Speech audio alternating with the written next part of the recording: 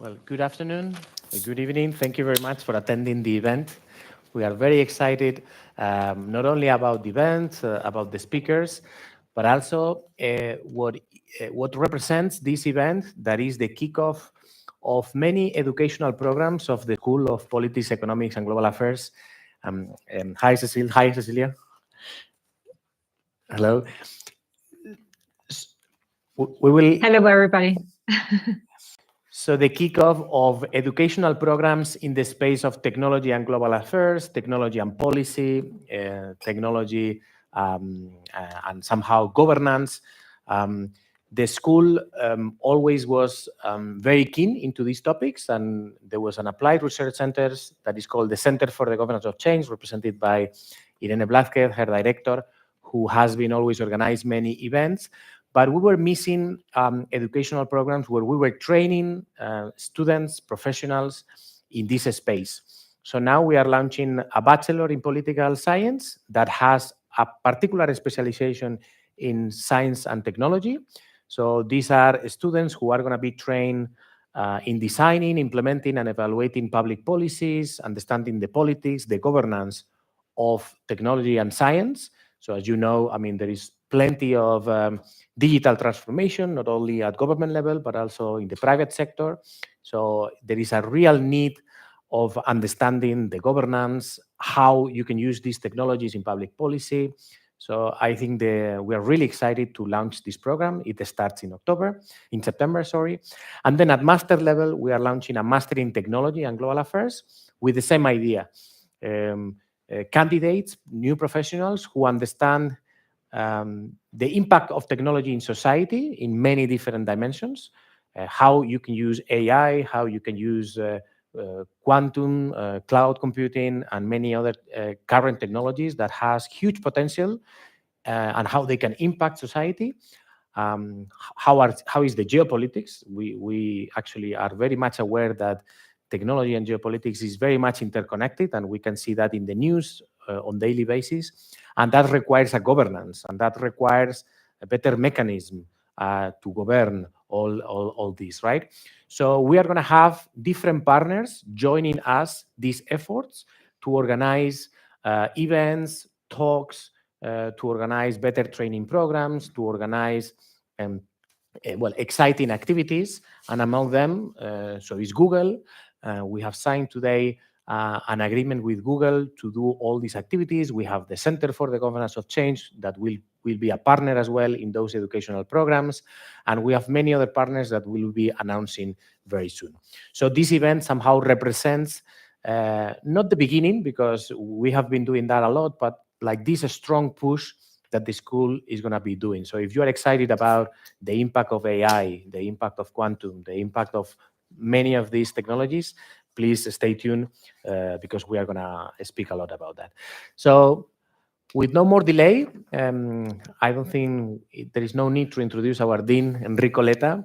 And one very important aspect of his European report and the efforts of the European integration is the fifth freedom. So Enrico, what is the fifth freedom? Thank you so much.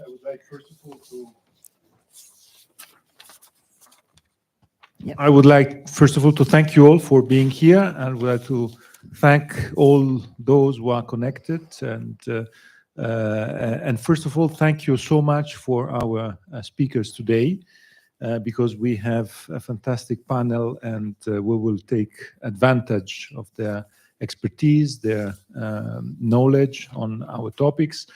I will present them very warmly. I have to say, I start with Cecilia Bonnefeld. She is with us remotely.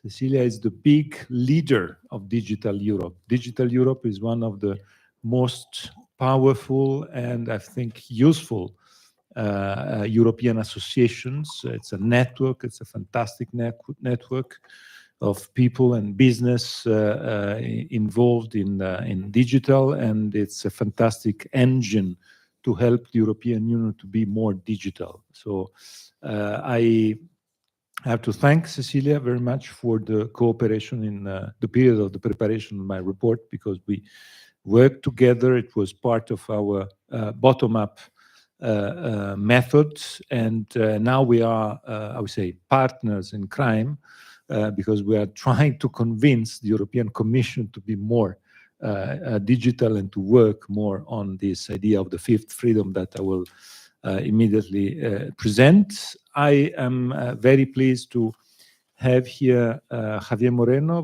Javier Moreno is the Vice President of the Council on Research and the Scientific Investigation in Spain.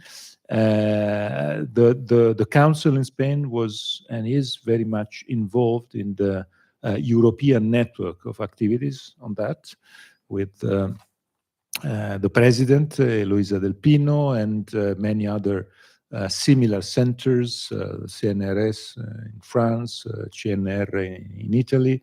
They are part of this also exercise, the Hater report that was presented some months ago on these topics. And thank you very much, Javier, for what you're doing on that.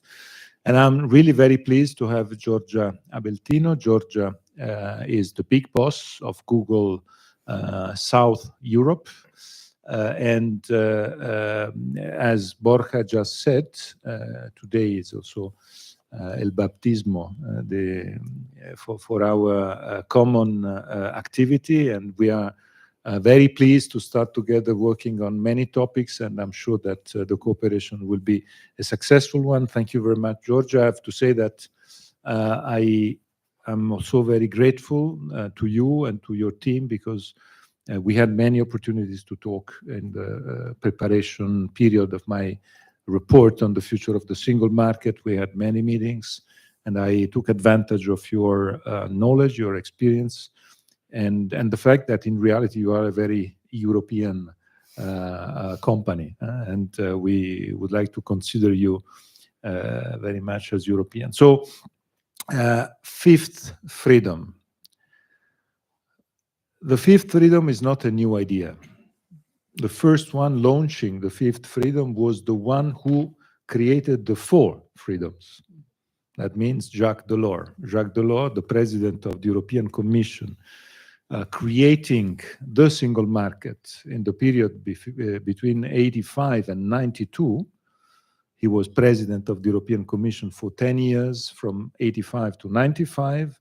And he is the creator of the single market, and the single market of the European Union, well known as the market of the four freedoms. So freedom of movement of goods, services, capitals, and persons and people. So four freedoms. The four freedoms are probably the most important, is the jewel of the European Union, is the most important, is the core of everything, is the core of our life, is the core of the economic prosperity of Europe, is the fact that we have the Erasmus. Erasmus is, at the end of the day, the ultimate achievement of the single market. Today we are, for instance, as IE University, we are partners with other universities in Civica. Civica is another ultimate outcome of the single market. Civica is the one of the European universities alliances created with the funding of the European Commission. We have some partners, other universities that are partners with us in a work together at European level. So the single market is very, very meaningful also for what is related to research, to university. We know very well that all the Horizon Fund, I'm sure that Javier will mention it, are really part of life of Europe, and they are an ultimate outcome of the single market. So the single market had many important evolutions, also linked to research, to innovations, to students. But Jacques Delors once told me that at the end of the day, he was obliged to use the single market by the secondary door. because in reality, Erasmus is a great success, but Europe and the European Union doesn't have any competence on education.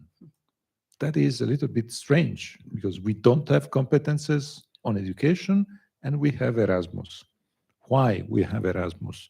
Because he took, how we say, the instrumental way of the four freedoms, so the freedom of movement of people, in that case, students, to transform the way in which students and the education was at the European level without the, I would say, official first door of education. Because at the end of the day, at that time, the UK leader, Margaret Thatcher, said clearly, yes, the single market, because I would like to liberalize, but no education at all, because we don't want that Brussels say anything on our fantastic educational system.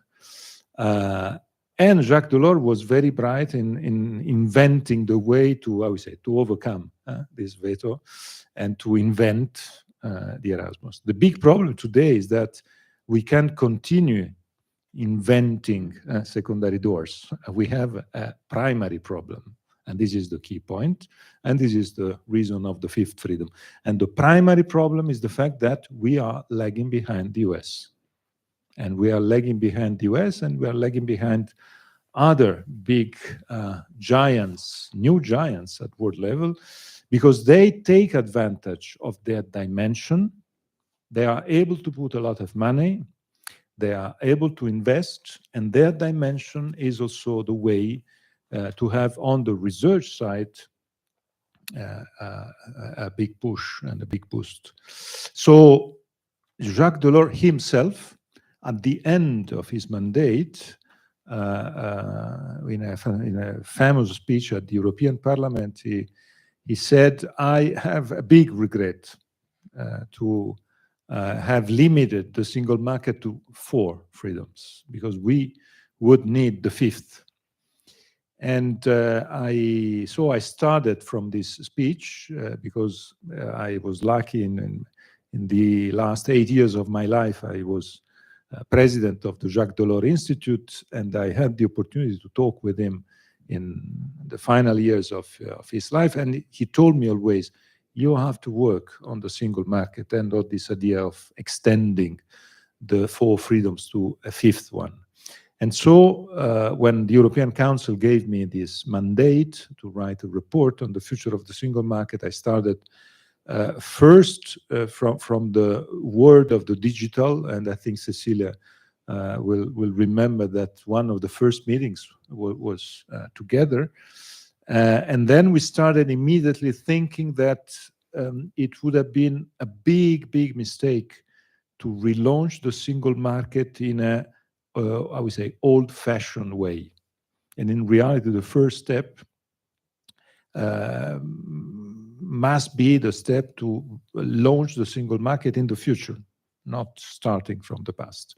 And the 5th freedom is the future. So it's the idea to say and to provoke the European institution and the European Commission to say the next 5 years has to be the years in which the flagship is the 5th freedom. And 5th freedom, of course, is the difference with the other 4 freedoms. The other 4 freedoms are telling us about Europe in a very analogic way. The Europe of the economy of last century. People, capitals, goods, services is really what is tangible at the end of the day. So the need to change it and to have in mind the flagship of the intangible. So knowledge, research, innovation, skills. I'm very happy because this 5th freedom worked. I think among the invitations I received to present and to discuss the report, half of them are coming from people with the idea to have a deep dive on the fifth freedom and to relaunch the fifth freedom. So people in the digital world, also because of the support of Digital Europe, that was a fantastic support. But at the end of the day, the fifth freedom is flying, And I have to say that today, in today's world, we have always to combine good ideas in substance, but also very nice envelope. And the envelope is important. It's important to catch the attention, I would say, to break. And at the end of the day, the fifth freedom works. I'm very happy because the European Commission bought this brand. And today there's a commissioner for startups, innovation and research, Commissioner Ekaterina Saarieva. She has the competence, and the mission that von der Leyen gave her is exactly the mission to enhance, to define, enhance, and boost the fifth freedom. This is what we are trying to do here too, in AI, in the Civica network. We will have soon a great event as Civica here in Madrid. We will host all the other partners of Civica, Bocconi, Hertie School, and Sciences Po, and the others. And we will be together here first week of May. But as Borja said, we are an university, so our big, I would say, goal is to try to create pedagogic offer, educational offer, which is part of this new goal. And the new goal is something that is crucial. I will end up with one consideration that is maybe a little bit too risky, but this is exactly what I think. My generation was a generation trained with the idea when you were 16 or 17, your parents used to tell you, now you have to decide which is your job, not your studies, your job. And so in 1 year, 2 years to decide, I would be medicine, I would be lawyer, I will be and then the other, not suggestion, but order by our parents was to say, now you go there, you enter into these silos, and you don't get out from these silos. So no other cross-border activities or interdisciplinary activities. If you move from one silos to the other, I always remember this order. You will be considered someone not serious. So if you want to be someone successful, you have to stay in the silos. It is very strange today, because today in reality, we need exactly the opposite. And this is what we are here to try to do. And we are here to launch new programs that will start next semester in autumn, with the idea, and it is a big challenge, and I would like to ask Cecilia, Javier, Georgia to say a few words on what they think about it, about the fifth freedom, but also the fact that the fifth freedom is something that has to be horizontal in reality. And we need people. We are here to train the leaders of the future. We are here to train the people that will be in charge to manage the future, I would say, pandemia, the crisis, the data protection issues, the climate change issues. And we know very well that we need cross-border competences. It's impossible to be only a lawyer to get all these topics. It's impossible to be only someone very good in technology on these topics. So how to be able to combine, not being superficial, because as our parents always told us, you have to be serious, not to be superficial. But is it possible to be serious, combining these different skills? It's very complicated, but we are here exactly to try to fulfill this mission. And I give you again the floor, Borja, to run this conversation, but I wanted just to give you these two messages.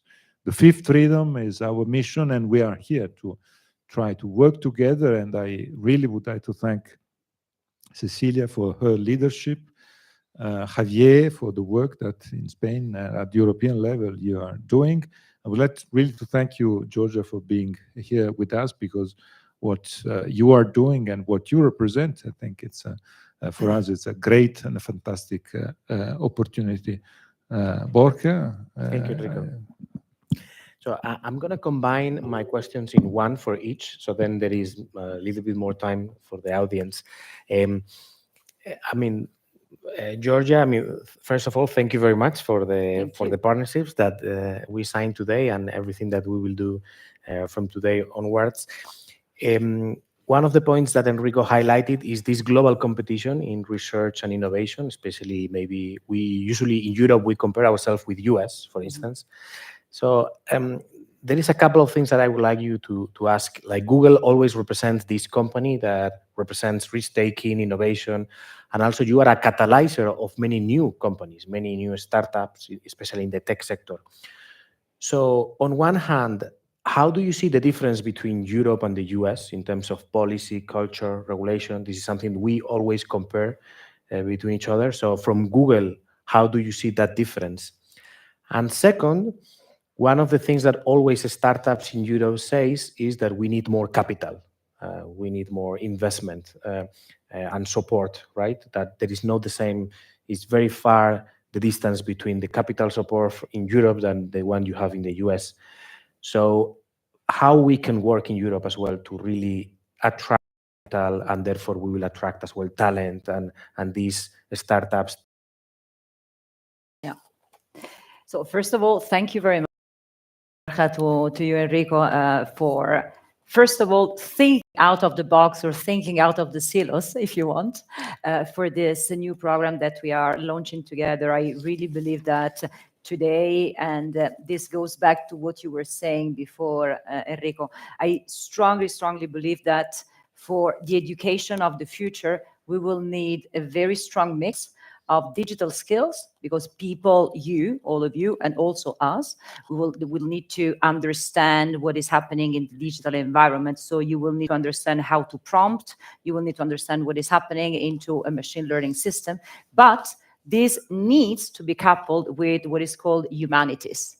Because the big change that we are seeing is basically that through artificial intelligence, a machine, basically as a man or as a woman, as a human being, you can externalize, you can delegate to a machine, not just the search of information, but also that information is provided to you in a logical sense. And so why do we need humanities? Because if we don't have the skills to understand how to organize this information and how really to command this information and how to train our critical sense to define truth or not truth, we are completely lost. So I really believe that the education needs to be these synergies between tech or digital skills and humanities. So I'm very happy that you're mentioning this, going out of the normal, path, and I hope that we will be able to do that.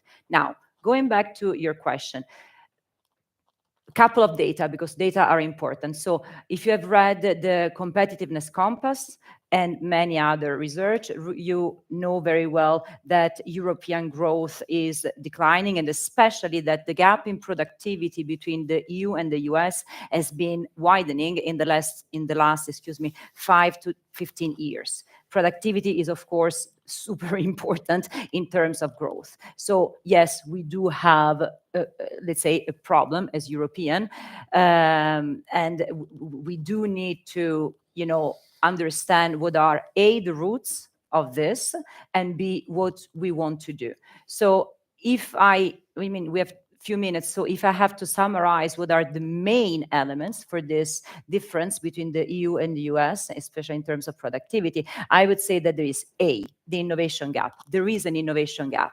And the innovation gap is not just the fact that the big tech happened to be created in the US, which is a fact, but also that there is not a lot of innovation throughout the different sectors of the European industry. So there is a lack or an innovation gap. Second, you were referring to that, the private investment, and so the capital is not as active capital market as in the US. And then there is a third element that, we like it or not, but if you talk, and I encourage you to talk, or actually I encourage you to be entrepreneur and to be startuppers, the regulation burden that you will have is higher than if you move to, you name it, US, but not just the US. And an example is the privacy regulation, GDPR. I mean, we're talking here at Campus Madrid with a lot of startup. Just the price for compliance, it's huge. And so this is a disadvantage. So I would say that these three, together with not enough money into research, development, and education are the four big problems that we see. So is Europe gone or is Europe lost? I strongly believe not. I mean, Enrico knows me pretty well. I'm a stronger European believer. So I believe it's not, but it's also a wake-up call what we are seeing. So what shall we do? Well, what we first of all are doing is really betting on the fifth freedom, or betting on education and research and development. And research and development, as well as education, needs to be provided much more attention, much more funds. But I also like the idea that is much more interconnected between the private and the public sector. Look, this is your field, so I leave it to you. But if I make a comparison between what I see in the US and what I see here,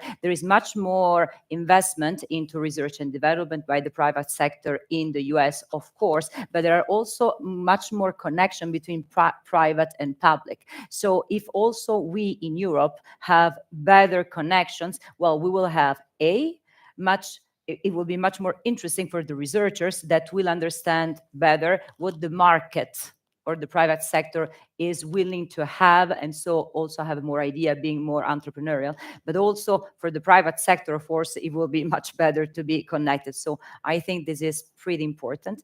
And then so first, education, research and development. Second, infrastructure. We don't go anywhere in terms of innovation if we don't have a good technical infrastructure. And the other problem connected with the technical infrastructure is the price of the technical infrastructure, which is energy, which is another huge problem. Because in order to develop whatever LLM that you want to develop, is your brain power, but is a lot of the infrastructure that you need to make it happen. So it's quite important. Third, and I repeat this, I mean, even I dream it during the night, is AI adoption, AI adoption, AI adoption. That means that we can have the most cool tools and few people that are developing cool things. But if people, like citizens, like us, normal people, companies, second, and workers, don't have digital skills, well, we don't go anywhere. Because the companies don't adopt AI, the workers don't understand how really to bridge, this moment and to embrace digital skills. So I think that these are the three main elements, or four main elements that we need to take into account. Then there is the last question, which is very difficult. That is, how do we attract money and capital here? Well, it's not an easy question to address. I believe that the discussion about the freedom of movement for the capital is quite important. I'm not going to get into that because it's a very difficult political discussion, and it seems that we don't even get to easier objectives. So I don't know whether we will get there, but I think it would be a very important step. And then also making Europe more attractive. Again, when I see the startup that go to the United States, they don't go to the United States because they prefer to go there. It's just that there things are easier to do, and therefore also the investors find then the unicorn or the startup there. So simplification of the ecosystem, regulatory ecosystem, but not just that. In Europe, I think it would be a first important step to have more startup here and therefore more investor coming here. Excellent. Thank you. Thank you, Georgia. Cecilia, we go to you now. So we have been talking about regulation. Georgia mentioned that there is excessive maybe compliance, but it's true that in Europe we are really concerned about privacy, about protecting the identity, protecting the impact of algorithms, right? So and sometimes we are complaining that we have an excessive hyper regulation in Europe, right? So can you tell us a little bit what is that hyper regulation? Where maybe where is excessive and where is needed? Because we also believe that we need to protect the consumer, right, and the individuals. And second, I will launch the two questions in a row. I would love as well to talk about the regulatory framework that is needed to attract skilled workers in the digital space. What is really needed in Europe to attract the best talent, to retain it as well, to really to be more strong in this landscape? Okay, so thank you. First of all, thank you so much, Nicoletta, my friend and partner in crime, as you called me, for inviting me here. I'm honored when somebody like you called me the partner of crime. I know that I've achieved something. I represent around 45,000 companies in the tech sector, and the tech sector is expanding day by day. So not only within tech, but also within defense, within finance, within manufacturing, just maybe allow me to reflect a little bit and tell a story. When I came to Brussels, I'm a CEO my whole life. I've grown businesses, and somebody thought that I was an excellent influencer and industry representative. So I became the president of the Danish Association, and then the government of Denmark asked me if I could advise NATO and them on digital security and growth and etc. And I don't know how I ended up in Brussels representing towards the European Commission. And one of the things I always said is that I don't understand how we can limit skills and education to nations when, you know, the biggest disruptor of all times, which is digital technologies, is a global scale game. And how come that if you are lucky to have someone to teach you how to code or understand digital, you'll be super successful, but you need to depend on whether you have one of those in your town or even your country. So how can we break down those barriers?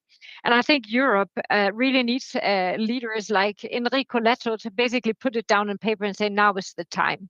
Let's make sure that we have free movement of skills, of certifications, of education across border, and let's make sure that we basically retain the best talent in Europe. I've done everything I can myself in this role, and we're trying to influence exactly that this is not a national game, it is an international game.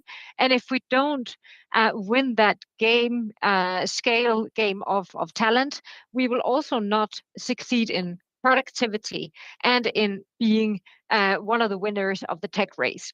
So I'm deeply grateful for having Enrico Letta to put down this in a report and influence all of Europe, not only the European Commission, but all the countries, the Council of Europe, and all the prime ministers on basically moving this agenda forward. I'm one of the ones who didn't stay in their box. I jumped from being a CEO to basically now leading the industry towards the policymakers. So don't worry, dear students, just break the silos. It can be done, and you can still be very successful. First of all, I just want to say you're totally right. It was mentioned before that we have basically lost 30% competitiveness towards the US in the last 30 years. And I think, you know, it was said very clearly, this is mainly due to the lack of getting on that wagon and winning the tech race and the scale game. So the speed and the scale of which technologies has totally disrupted the economics of scale and innovation cycles. Going from, normally you would have like, you know, have a technology, it takes you 10, 20 years to mature a technology. Today, what we see in Ukraine, which has been an accelerator like crazy for AI and for technologies in general, what we see is innovation cycles down to 2 to 6 weeks. When you have that, you cannot prevent, for example, companies from scaling. We have said, oh, big is bad. But when you have mature technologies disrupting, all kinds of sectors, if you don't have a scale of economics in your production system or your innovation system, basically you lose that. So we prevented companies from scaling and becoming big and having scale of economics. And we also implemented a burden of 200 billion per year. And that's a number that is 10 years old, by the way. My guess is that it's like at least threefold now. Of regulatory burden on companies. So the first two things we need to do is to allow mergers, allow scale of innovation and companies. Second, we need to bring down the burden, the regulatory burden. We can no longer implement regulation country by country. And we need to break down the silos of capital, so the capital market, investment capital, and we need to break down the barriers of talent and education and innovation. So that's not an easy game, but it can be done. It has been seen before, and right now we have a burning platform. Out of the 10 critical technologies that basically defines our economic and our military stability of the future, what is called critical technologies, Europe only leads in one, and we are losing ground. It is connectivity. We have small strength positions in some green techs. Solar is gone. It's in 100% nearly on China now.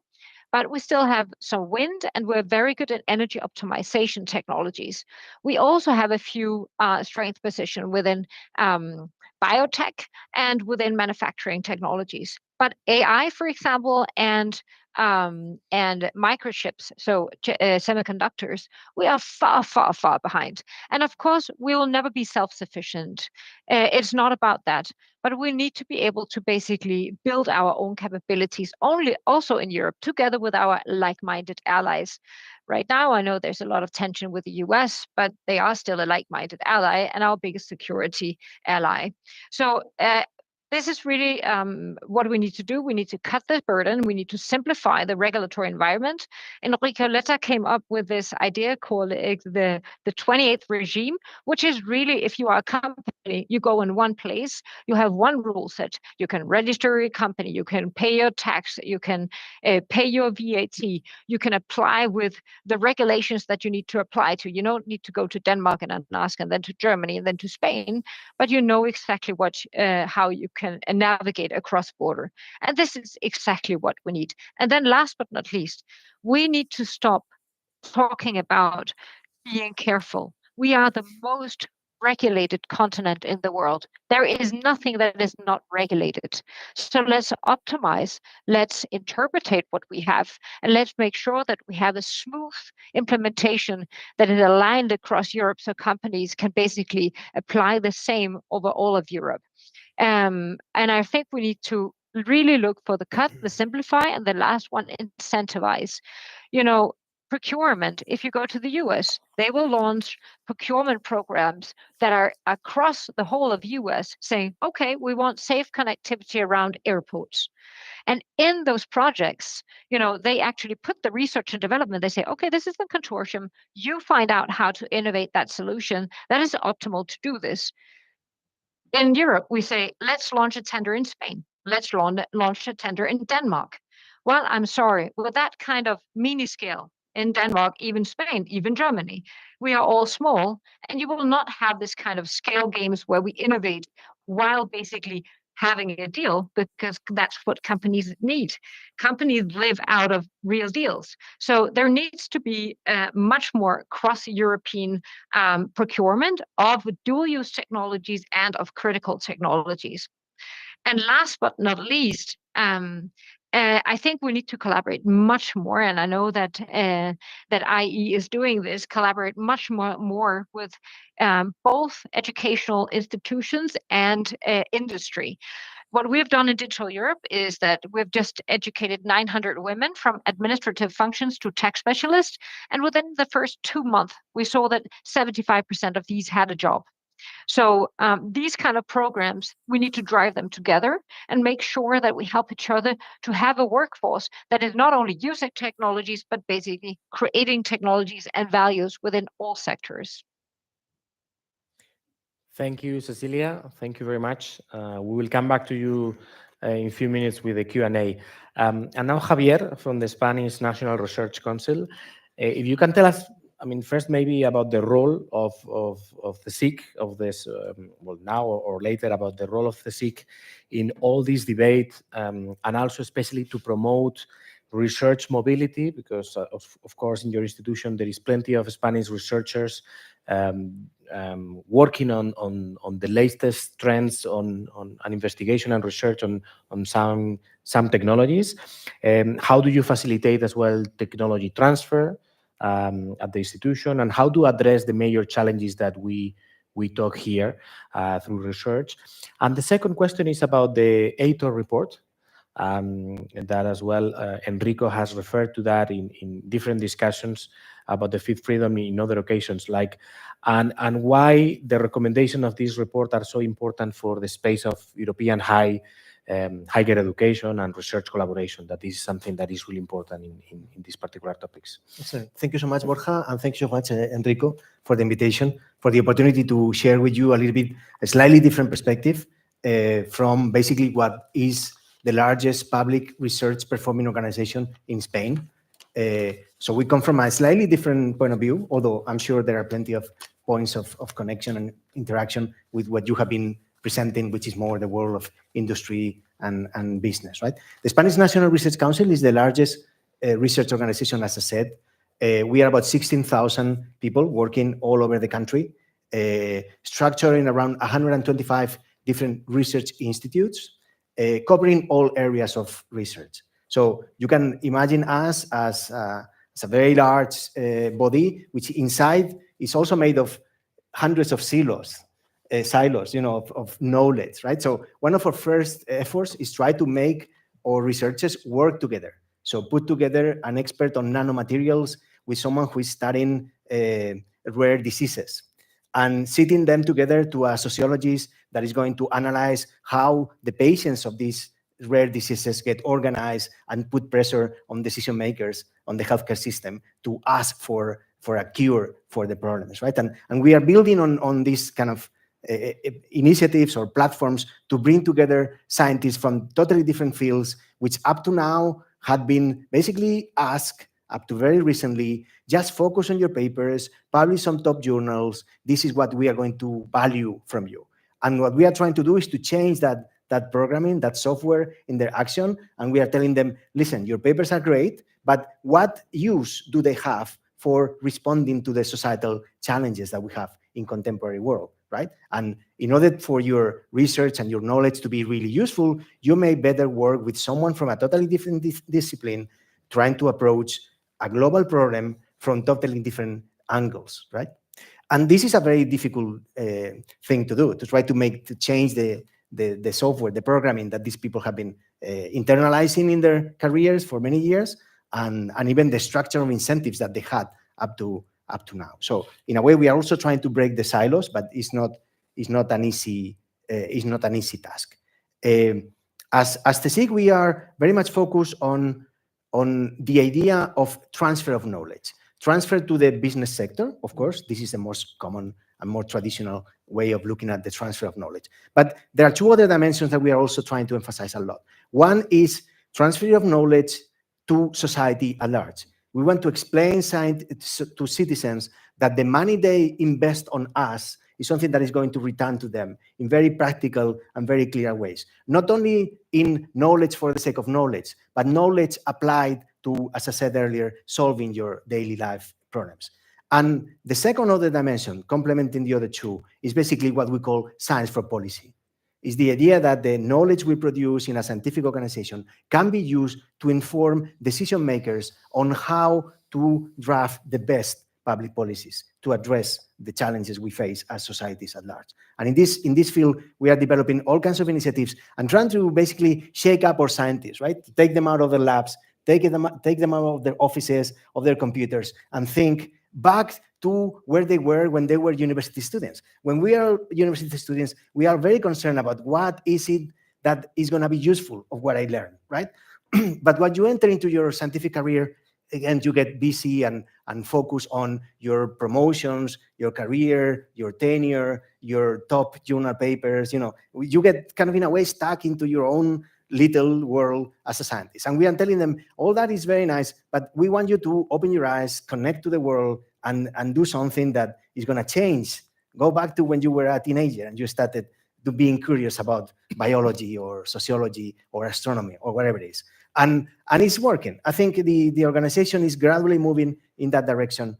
And in that sense, we are quite happy. There is a lot to do still, and we are not alone. When we talk to other European organizations like us, and here I enter more into the second question that Borja posed to me, we see that the French CNRS or the Italian CNR or the German Max Planck are all trying to move in a similar way away from the little world of your labs and basic research that is, of course, fundamental. We are not telling them this is not what you need to do, but trying to move and translate that into addressing societal problems. So when we work together in Europe with similar organizations like us through an organization that is called Science Europe, which is a gathering of scientific organizations, but also through an informal network of large public research performing organizations that we call, in a pretentious way, the G6, where the 6 largest research performing organizations of Europe get together. We basically look at what is the situation of research and what is the situation of science in Europe with respect to other parts of the world. And what we see is very much aligned with what the Aitor report points out. The Aitor report is basically, if you want, a bottom-up initiative in which a group of wise men and women have basically built on what Enrico wrote in his report, and also in Mario Draghi's report on how Europe can be more competitive, but basically focus on looking specifically at the domain of science and research, right? And this report, which we call basically the Aitor report, although he's basically the leader of the initiative, there were many more people behind, is basically saying things like, Europe is not so bad when you look at it in a global position when it comes to how much money we invest in research. We are well, of course, behind the US, but we are ahead of China. So what is the problem when it comes to Europe in this field of investing in research? 2 dimensions. One that Georgia mentioned earlier is that when you look at the composition of expenditure or investment in research in Europe, is mostly public and much less public investment, while in the US is basically 3/4 private and about 1/4 public, right? So we need to change that mentality in the business sector and actually bring the business sector to work with us. So it's not only the fault of the business sector, it's also the fault of scientific organizations who are busy doing their basic research in the labs. Now we need to bring that out and put them together in collaboration. The first thing is that one, of course. The second thing is that our research and our investment in research is very fragmented as well. And here I make a parallelism with what happens with defense.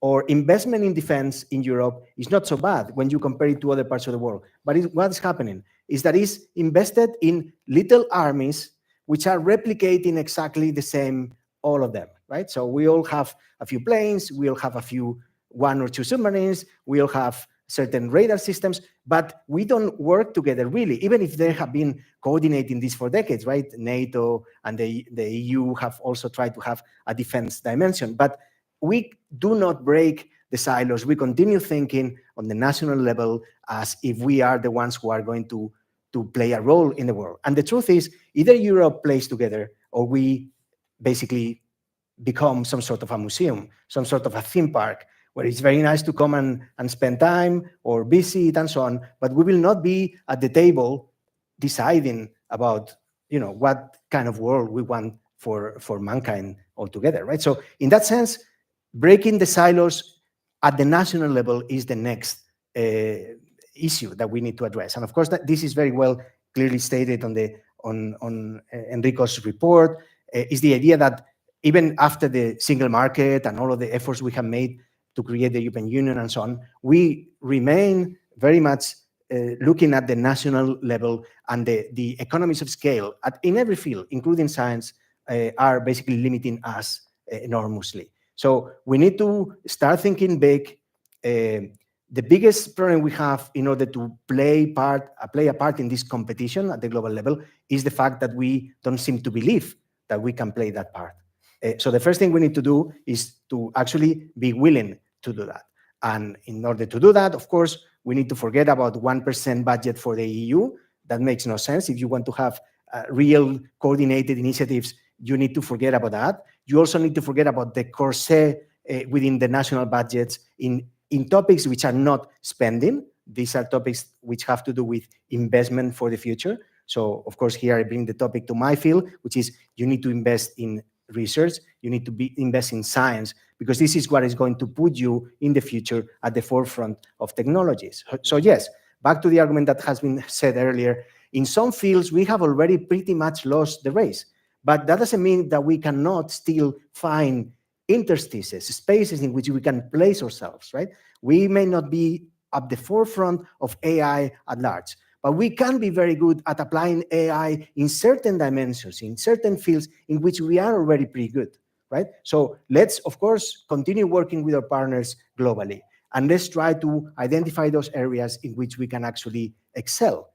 And there are many of those, because there are many areas in which Europe continues to be at the forefront in many economic fields. So basically, just to conclude, I think the business sector and science need to work together much more closely, of course, next to public administrations. I would also like to take the opportunity to encourage you guys who are starting now to be the leaders of the future to also think about the idea of being the leaders of the future in the public sector, because there is a lot to do in public administrations in terms of reforming them, in terms of breaking down rigidities and bureaucratic mechanisms that do not really add any value to society, and the reflection that you can bring from the experience that you get here can be extremely useful. So I would like to encourage you to study public policy and to actually think about the possibility of bringing your knowledge into the public sector, which very much needs it as well. Thank you, Javier. So now we open the floor for Q&A. Raise your hands, and maybe someone can help me with the mic, so we can, Elena or Celsa, if someone has a mic, second mic. Oh yeah, Celia. So there is one hand there. I wanted to hear your opinions on the aspect of the fifth freedom. You mentioned the movement of education and students. And of course, for some countries in Europe may benefit more than others. Spain currently is already facing a brain drainage in which most of the capable students tend to leave Spain. So what is your opinion on how to solve this issue? Because for Spain, maybe they may not be as interested in promoting these actions because they need more students. So what is your opinion on brain drainage, and especially southern countries more than northern countries?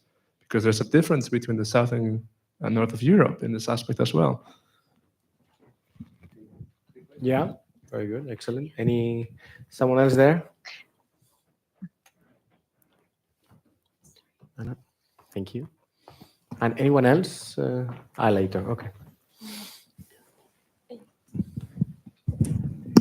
Thank you. Yes, you've been talking about the need to reduce the legislative burden in the European Union, but also when you are talking, you are mentioning a lot of things that will require a lot of legislation, like particularly the need to decrease the price of energy. I mean, we are very dependent on fossil fuels. So now, jointly with the Clean Industrial Deal, the European Commission published its energy affordability plan, and that required a battery of legislative measures. So there is certain incoherence. I mean, I know there is a legislative tsunami. So it's very difficult at the EU how it is a structure nowadays just to stop producing pieces of legislation. I mean, I don't want to talk about the needs because energy prices, it's comprised of many different elements. And finally, I have a question. I'm a bit concerned on this 28th regime because for me, it goes to some of the powers and competencies that are recognized as powers of member states. So don't you think that third time it won't be required probably a reform of the treaty of the European Union because it's about sovereignty of states? So thank you. Thank you. And there was another question there back. Sorry, just I had it written down.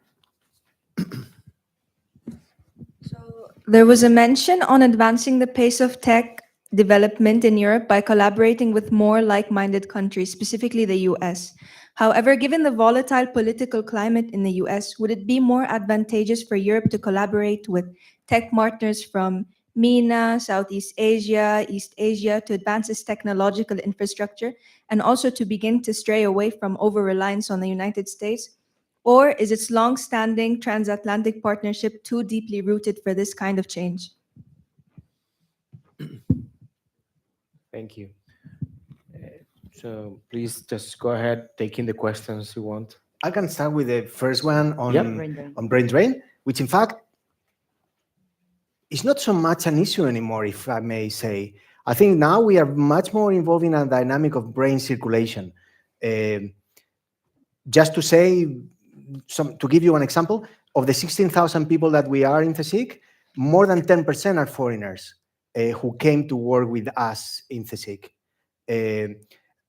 Probably you know the ERC program is one of the most competitive, the European Research Council grants, which give to researchers between 1.5 to 3.5 million euros to conduct their research.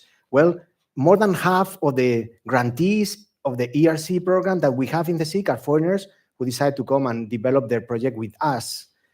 So, of course, there are Spanish researchers all over the world and many of them in Europe, but that's not necessarily a bad thing to the extent that we also attract researchers from other parts of the world.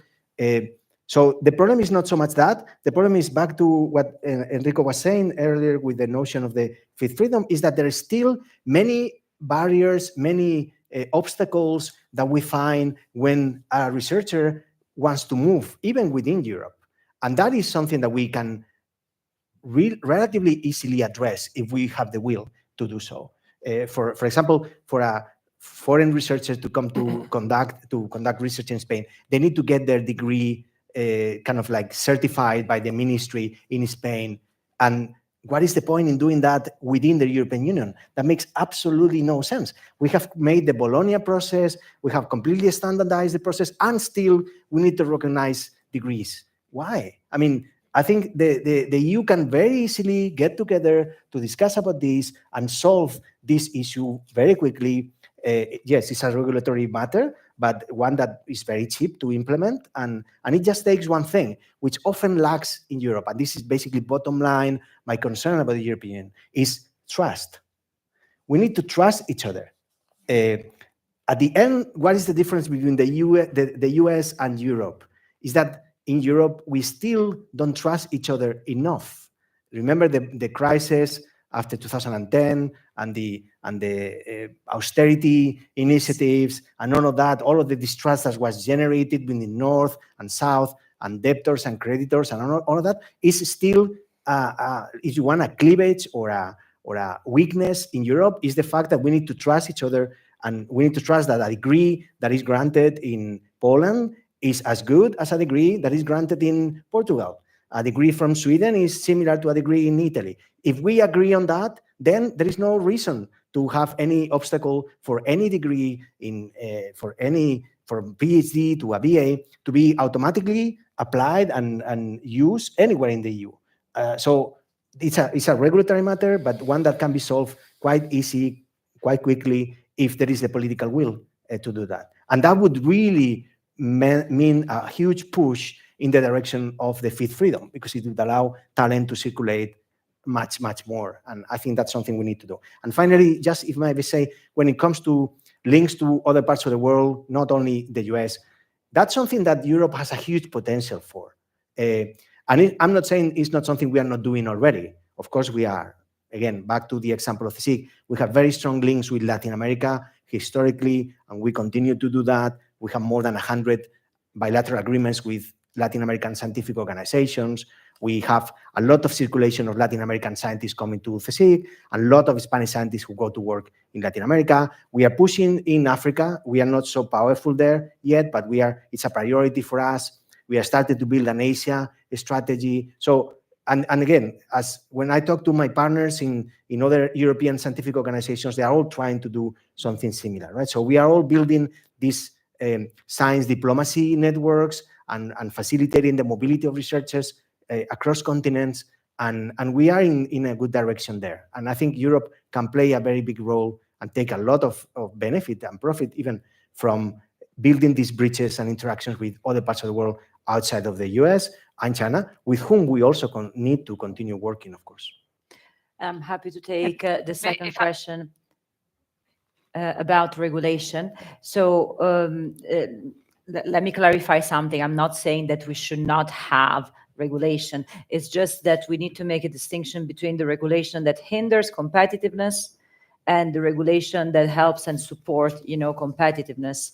So what I would do is that for the l'acquis, so that for everything that is already there, I would check, first of all, whether this is really pro-competitiveness or not. I give you an example. Now, I don't remember the exact number. It's a Bruegel report that was released some months ago, and that just in the last years, during the last commission mandates, only on tech, of course, I look at the tech environment or the tech sector, there were more than 120 regulations. This is something that is at European level. I'm not talking about national level. This is something that is unaffordable, really unaffordable for any tech company. Potentially is affordable for Google, but it's definitely not affordable for Giorgia Beltino startup. Definitely not. And so one idea that could be done now that there is this strong focus on the single market and on competitiveness is to have a check for every, at least a European regulation, to see what is the impact that this is having in making the company that are applying that, so companies that are operating in Europe, more or less competitive vis-a-vis others. But we need to have a way to assess also the quality of the regulation and not to overproduce regulation. So, I'm not saying that we don't need regulation anymore, but I think that we should look into the quality of what we do and how burdensome they are. Thank you, Cecilia. Yeah, if I may add, I mean, I agree with everything that is said, and actually I would like to start with Spain.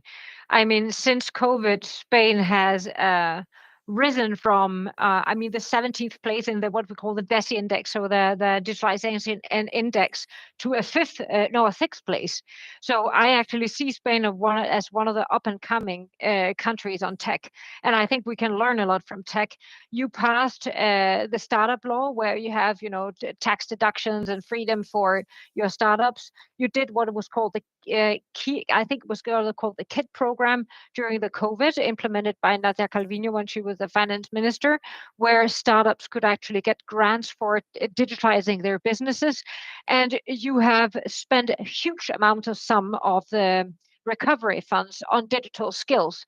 And it's now a standing term, Silicon Malaga, right? So Spain is definitely not one of the countries that I'm worried about in the future on digital, and I think we can learn a lot from Spain. So congratulations on that. So also try to ride that wave and make yourself even more seen and heard in Europe on this one.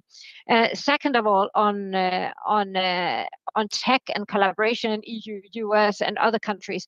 I mean, I think what Francisco was also saying. I mean, we have no problem in innovation. We are very, very good at innovation. We are really, really bad at commercializing and scaling technologies. What we need is basically to remove those barriers across country, so our companies and our amazing scale-ups can grow much faster, and also some of them stay in Europe. Right now, we have a totally disproportionate picture of large tech companies between the rest of the world, both China and US and Europe. But we do have really good companies in green tech. Just look at it. We have Schneider, we have Siemens. In connectivity, we have Ericsson, we have Nokia. If you go to the finance sector, Banca di Santander is one of the most innovative companies on tech in the financial sector. And you could continue like that. Helsing is the best company in the world on AI in defense. On the drone technologies, drone jamming technologies, we are fantastic. But we lack the scale of investment, and we have too many barriers in the internal market. And that is exactly what Enrico Letta came with a report and waking up all the member states. And right now it's happening. What Letta's report said is now happening.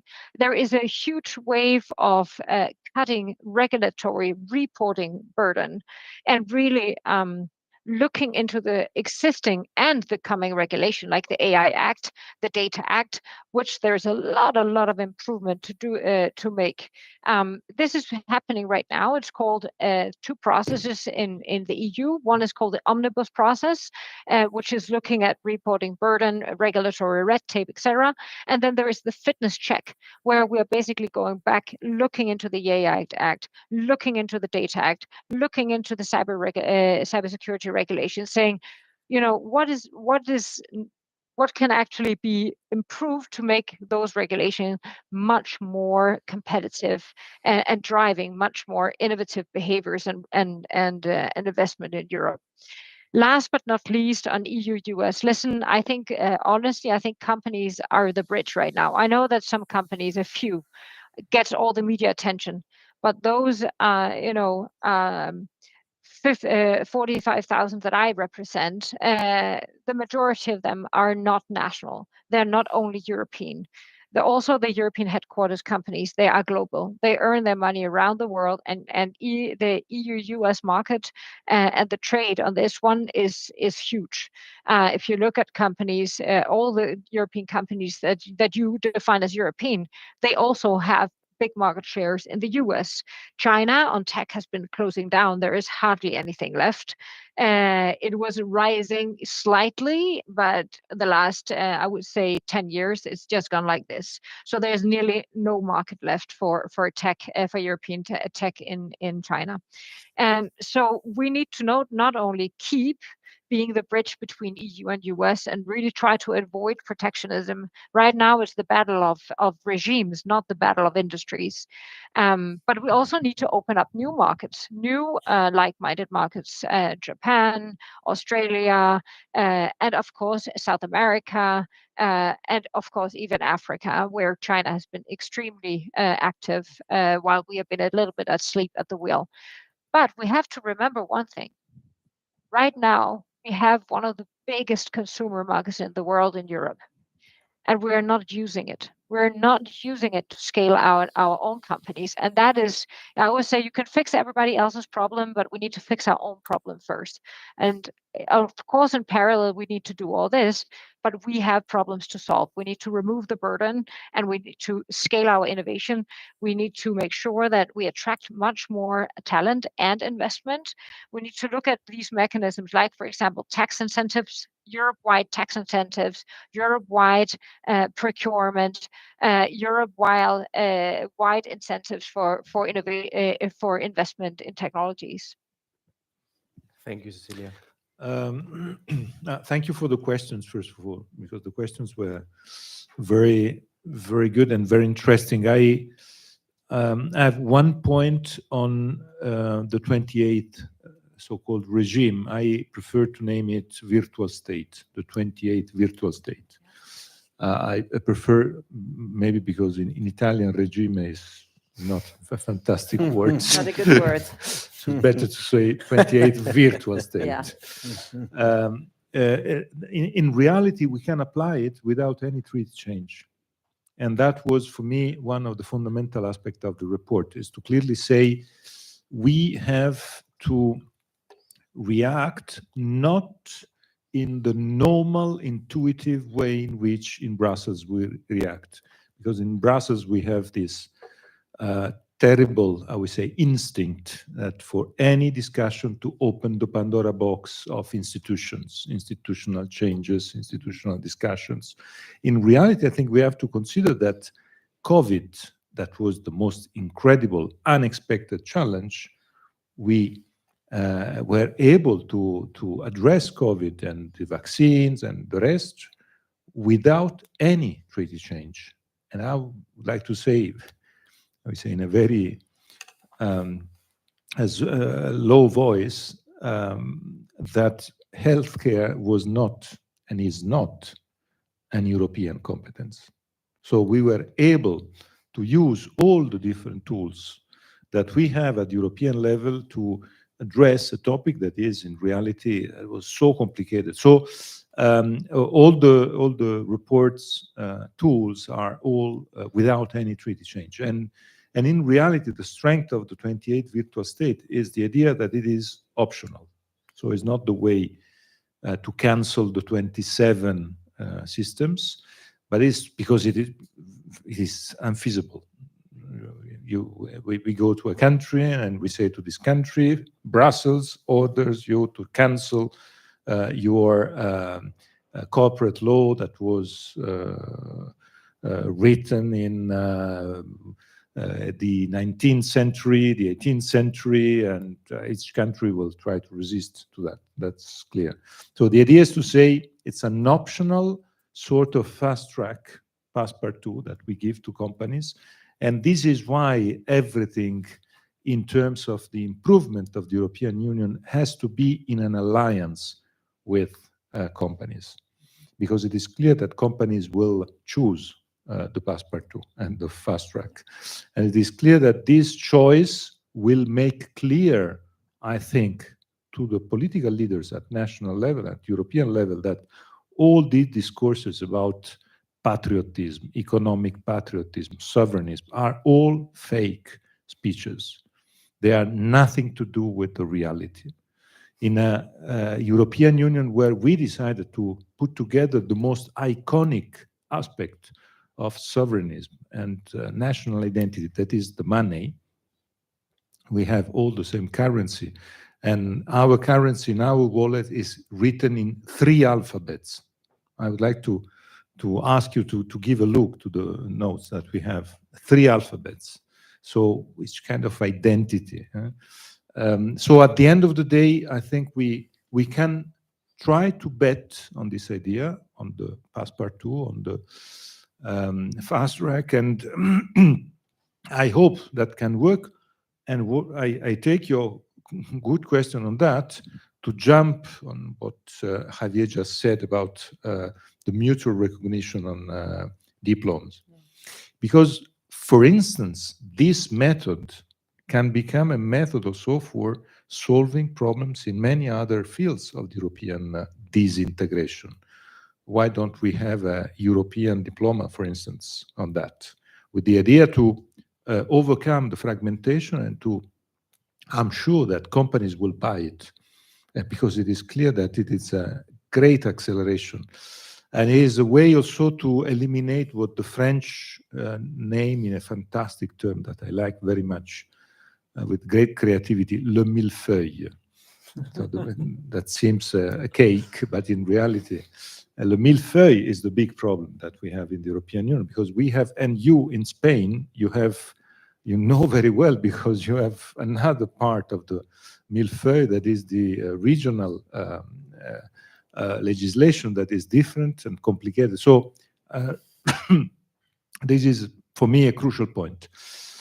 Your question on brain drain, I like the point, because traveling around Europe for the preparation of the report, I was very much aggressed, verbally, of course, by in the Eastern countries, clearly saying that Brussels is absorbing, Brussels and the center of Europe is absorbing.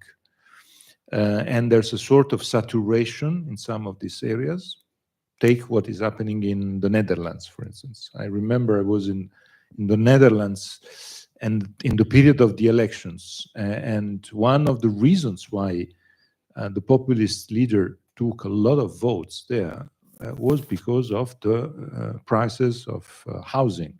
And the prices of housing is because the Netherlands today is one of the most attractive places where our students go. That was not the case 30 years ago. Netherlands was out of the radars for the different choices. And of course, it's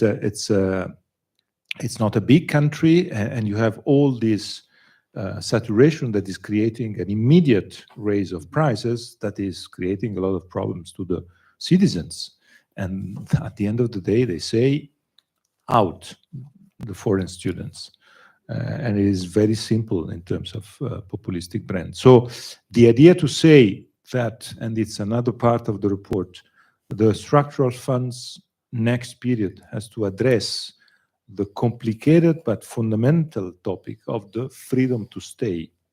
That is the other part, I would say, the other side of the moon of the four freedoms and the five freedom. So the European Union is not only the way to give opportunities to move. The European Union has to address also the absolutely legitimate goodwill of the people to say, I want to stay, I don't want to move. But today, in reality, you have to move also for necessity. And so I would say, we will go too far on that today, but it's a very good point.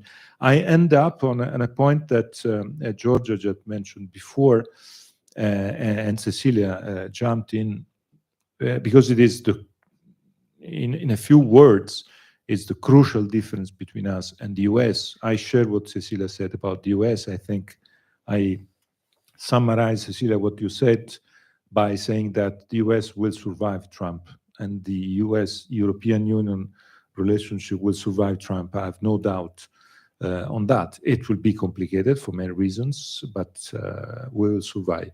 But the key point is the following one. I was in a meeting with the former American Eloisa Del Pino, so the former big boss of the American Council of Research, that is at the White House in the US, and he presented a very simple slide with the difference in the last 15 years. The last 15 years in the US, they had the broader figure on R&D, that is one public and private in terms of global investment. And today, so 15 years later, the number for the public investment is the same. And it is the number of the private investment that moved from 1 to 4 in 15 years. And this is the most astonishing evolution, I think, ever.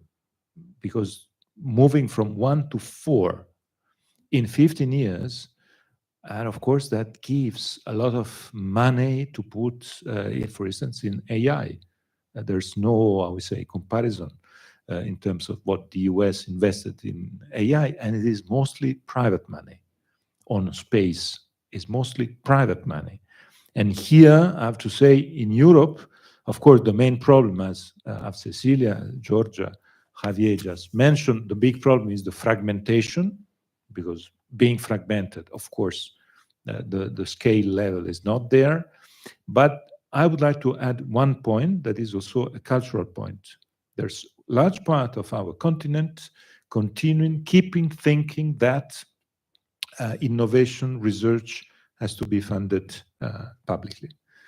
And of course, if we think that the only way to finance innovation, research and development is mostly public, that means that we will lose the battle. Because with the figures that the US are developing, there's no comparison. And at the same time, on the rest of the world, we have examples where the dimension of the investment is so huge that it would be impossible for us. So we have to work on both dimensions. I'm not saying that we have to substitute public money with private money.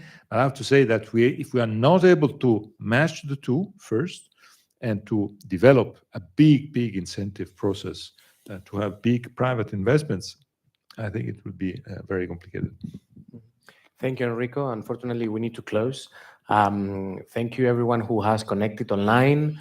And thank you for the students and the audience to come here. We are offering a cocktail now to network a little bit, so you can keep asking questions to the speakers. And also, our students are in finals, so we need to give them dinner before they go home and continue studying.